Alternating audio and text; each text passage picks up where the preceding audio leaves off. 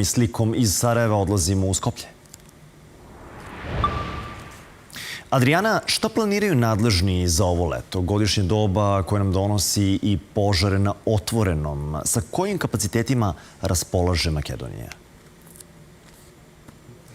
Суочавање sa пожарима током летниот периода е изазов кој захтева свеобухватну и координисану акцију свих институција, с обзиром на то да нам предстои лето, да нас отварамо питања дали смо спремни и институционално, али и sa аспекта људских капацитета. Дали имамо доволно ер-трактора, хеликоптера, ватрогасаца, шта смо научили из прошле године, дали имамо доволно пилота. На сва ова питања одговоре тражимо од првог човека Дирекција за заштита и спашавање Стојанчета Ангелова. Господине Ангелов, ви благодариме за гостопримството во Дирекцијата за заштита и спасување. Кои лекции ги научивме од минатата летна сезона со оглед на тоа дека ни предстои летото, а со тоа и големите предизвици во однос на пожарите? Не научивме ништо ново, она кое што можев да го видам последното лето е нешто кое што од позиција директор на Центарот за управување со кризи го гледав последните 4 години. Но во секој случај потребно е некои работи да бидат коригирани и како влада работиме на тоа. Во овој момент со засилено темпо се работи законот со кој што ќе се спојат ЦУК и ДЗС, односно Центарот за управување со кризи и Дирекцијата за заштита и спасување во една институција. Законот веќе има една работна верзија, е на разгледување во стручни тела, побарано е мислење од надлежни други институции. Да напоменам дека овој закон е изработен од кабинетот на вице-премиерот Љупчо Димовски. Во него е вложено многу труд и очекувам истиот некаде после летото да помине. Тоа е околу организацијскиот аспект, додека наредниот аспект е она што е најболна точка за нас, а тоа се ресурсите. Најновите информации во Дирекцијата за заштита и спасување се тоа дека имаме и 2 нови пилоти, со тоа што ќе имаме и зголемен човечки капацитет во борбата против пожарите. Да, но јас сепак би почнал со пожарникарите, бидејќи тие се основната келија која што се справува со пожарите.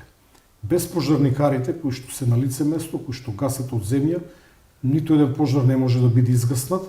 Во овој сегмент сметам дека бројката која што ја имаме сега може да биде подобра, но ќе ги спомнам и доброволните пожарникари, кои што се организирани во доброволните противпожарни друштва, на кои што исто така имаме намера да се потпреме ова лето, бидејќи во нив препознавме квалитет. Одржав неколку состаноци со представници на доброволните друштва, помогнавме да се направи една законска измена која што ќе го подобри статусот и ќе го олесни секојдневното работење. А вториот момент за кој што вие ме прашавте се пилотите. Пилотите се дефицитарни не само во Македонија, не само во регионот, би рекол и во цела Европа, бидејќи недостасуваат пилоти на ер-трактори, како авиони кои што се наменети за гасење на пожари.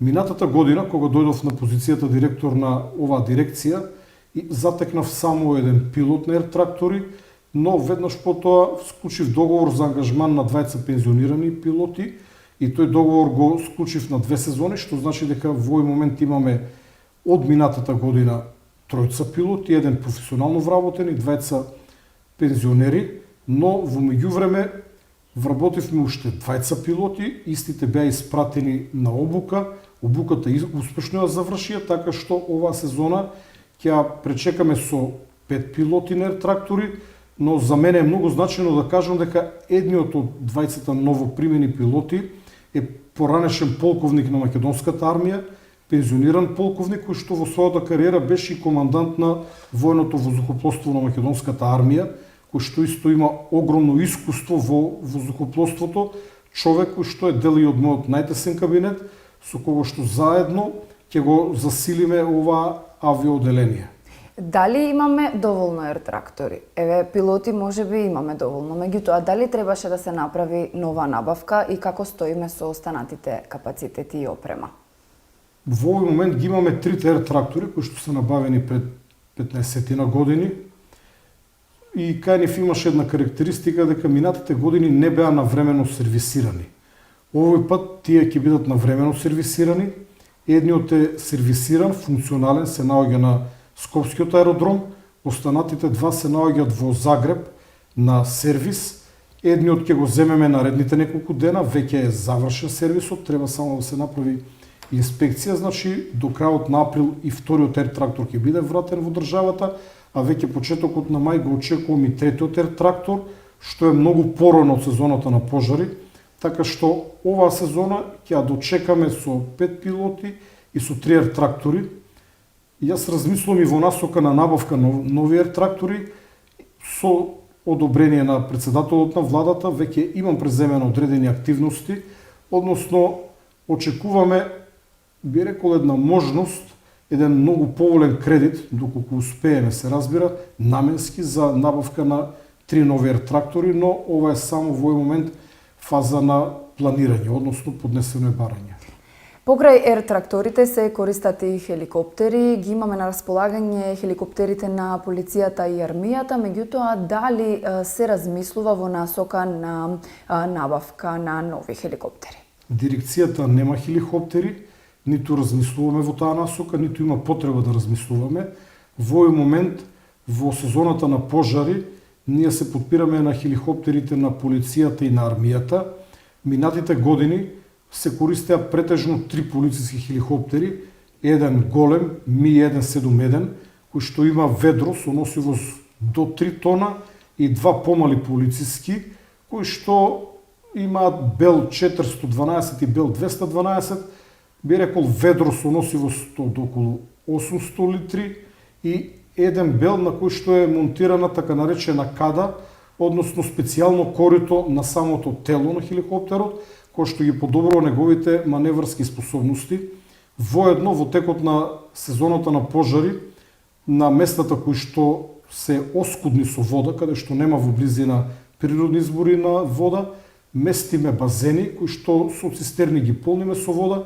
Хеликоптерите, двата помали хеликоптери, полнат вода од овие базени и дејствуваат врз пожарите, што ни овозможува налетот, односно кругото од земање на вода до повторно земање на вода, вклучително и исфрлање на вода на местото каде што бесне пожарот, по некој што време го скратуваме на 2 до 3 минути. Ќе ги пофалам пилотите и на полицијата и на армијата, кои што се навистина изворедни, храбри и кои што водат истурат токму онаму каде што е најкорисно, односно директно во срцето на пожарот, кога тоа е потребно. Господин Ангелов, колку е важен и оној аспект кој го споменавте и претходно во смисла на волонтирањето на граѓани, кои видовме една огромна хуманост минатата летна сезона, луѓе кои помагаа во гаснењето на пожарите?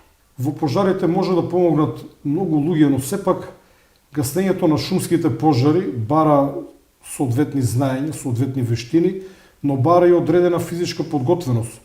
Колку некој физички е подготвен, толку полесно може да се носи со таа обврска, бидејќи гаснењето на пожари на отворен простор, без разлика дали е во шума или некаде каде што има пониска вегетација, можеби грмушки, високи, можеби пониски дрвја по неколку метра, скрие многу опасности и постои ризик по животот и здравјето на оние кои што учествуваат во гаснењето на пожарите.